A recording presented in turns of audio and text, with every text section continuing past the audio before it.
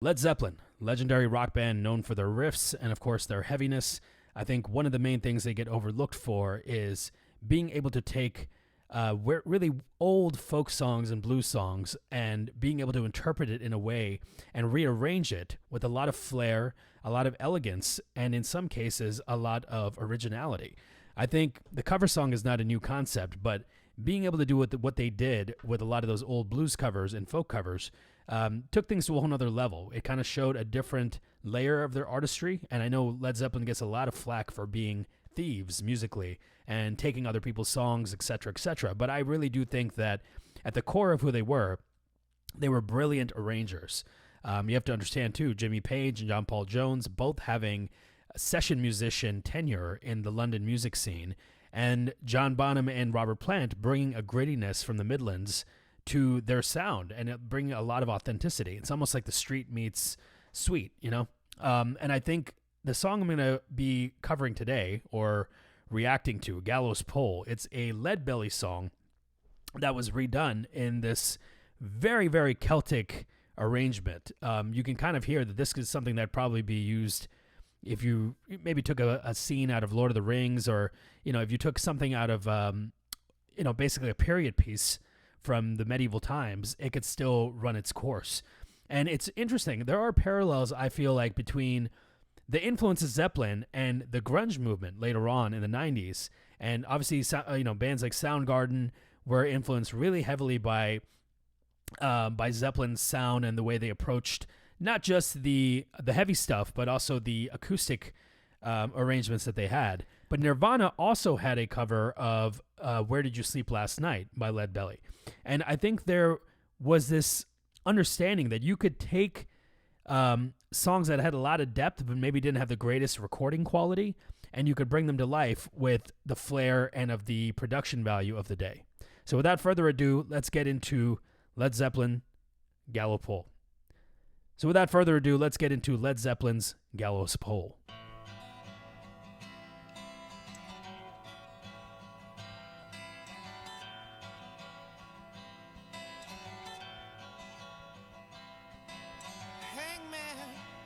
Hangman, hold it a little while.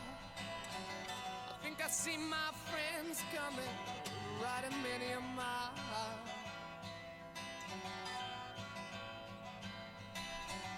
Friends, you get some silver, you get a little gold. I gotta say, just that beginning sequence there of just the acoustic guitar playing that hypnotic, just that hypnotic phrasing, and then Robert Plant's voice cutting through. I think his chemistry with Jimmy Page, he's one of the, such a wide spectrum of cultural compatibility, meaning they were really good when they played the blues together, and they were really good when they went back to their roots and played Celtic music together. As much as, Robert Plant grew up with John Bonham and they had that synergy and they had that type of chemistry, I think there was a musical chemistry that happened naturally between Jimmy Page and Robert Plant, and the crisscross between John Paul Jones and John Bonham, which was very important for a rhythm section. But even on songs like this is where I really hear that, as unfortunate as it was that John Bonham passed away so early and the band basically, couldn't go forward because they did that out of honor and respect for him, I feel like Robert Plant and Jimmy Page could have totally taken an acoustic show many years on the road. They could have become their own, kind of like a duo, just going out and kind of doing their own thing. I know there was the Page and Plant stuff. Zeppelin fans are going to come for me with that, but I do think that this is something that could have gone into old age where it's just the two of them. But obviously I understand the pain that probably went into losing their friend and then losing that sound. So, but, listening to this song is one of those examples where I just know that, they had that chemistry and it worked really well, even before the band gets involved in any of their, any sequences that they're alone together. Did you bring me, my dear friends, keep me from the gallows pole? Did you bring me, keep me from the gallows pole?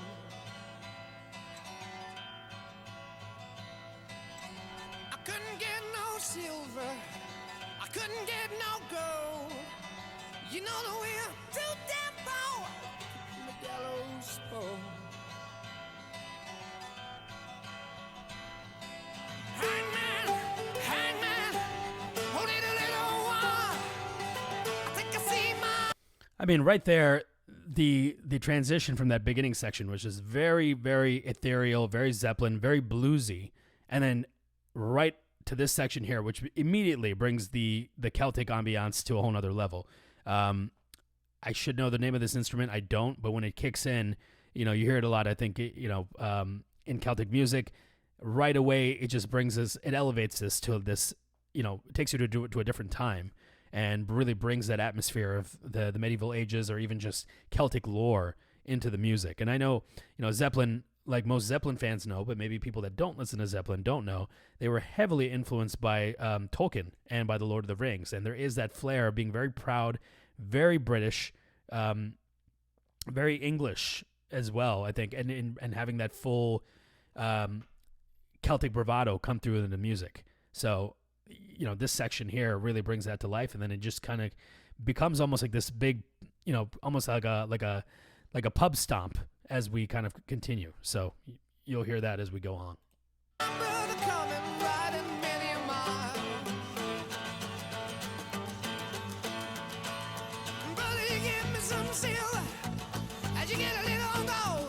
Hold on a second, really quickly. Let's go back to this real quick.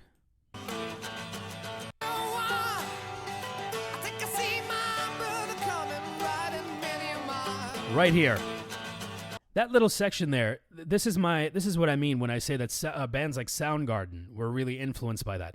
Go and listen to Seasons by Chris Cornell, and the dynamic changes between the way he's playing the guitar, where even if he didn't have drums behind the song, the way that it shifts, and now you're kind of hitting this like very bluesy riff. That same thing on Seasons, it happens when the just as the song needs to take it up a notch and the tension needs to release. I'm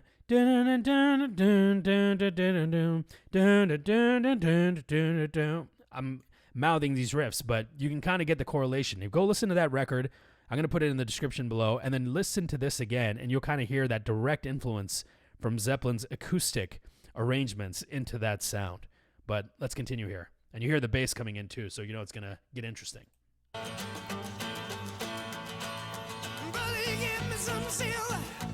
As you get a little gold, I want till to bring me my brother, keep me from the gallows pole.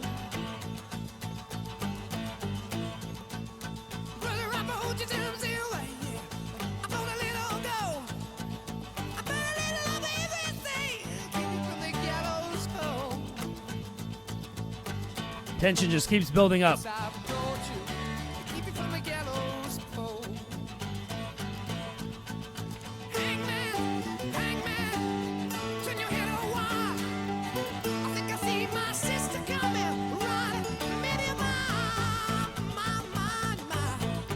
And this is the beauty of building tension in a song. I think, like, there's no chorus. It's just a complete sequence. It's folk, and it's just telling a story and then driving it forward with the music.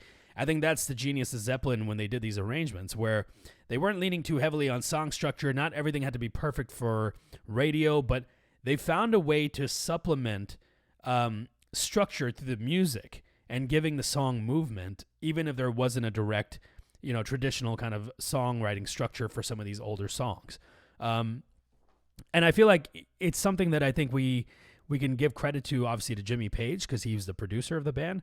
But it's not easy to get four guys on the same page. For those of you that are in bands, or even if you work in a team in corporate, or if you work on a larger project, you know how hard it is to get a bunch of people together on the same page and have the same vision.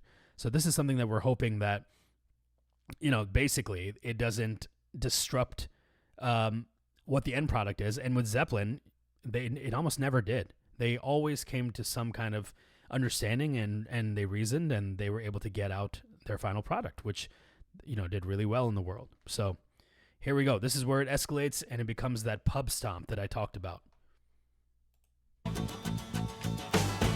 There he is, John Bonham.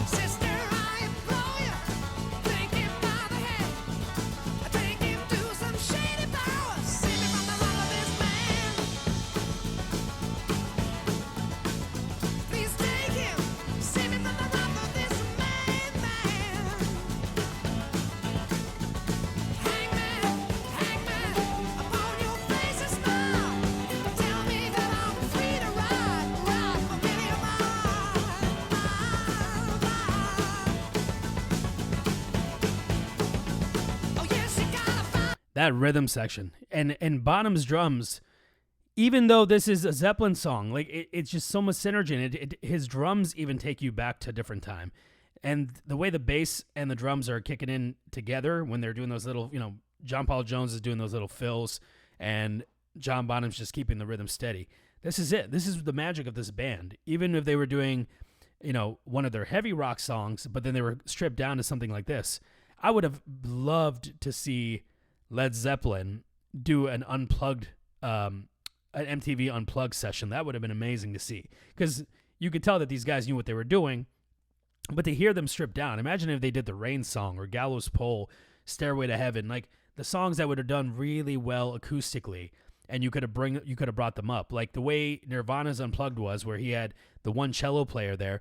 That very sparse but minimal orchestral element to what they did for Nirvana could have easily translated over to Zeppelin. Let me know what you think in the comments about that particular idea. Sister, she want my blood to go. She want my blood to boil and hot. Keep it from the ghetto. Yeah. Girl, it don't miss you. Your sister want my soul. But now I laugh and pull so hard. See her swinging on the gallows. Oh, yeah. But now I laugh and pull so hard. See her swinging on the gallows. Swinging on the gallows pole, swinging on the gallows pole, swinging on the gallows pole, swinging on the gallows